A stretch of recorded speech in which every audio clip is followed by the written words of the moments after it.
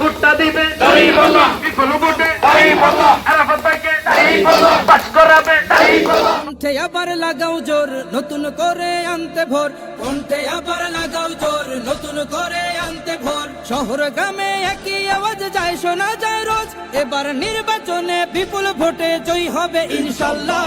দেখে দেখে সিল মারো ভাই মার্কা দাড়ি পাল্লা, দেখে দেখে সিল মারো ভাই মার্কা দাড়ি পাল্লা, বেছে বেছে সিল মারো ভাই মার্কা দাড়ি পাল্লা।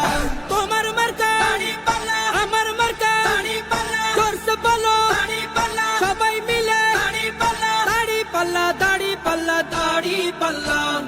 যোগ্য প্রার্থী যোগ্য নেতা আছে কি তোমার পাশে? তোমার বিবেক খাটিয়ে দেখো কোন লোকটি আছে।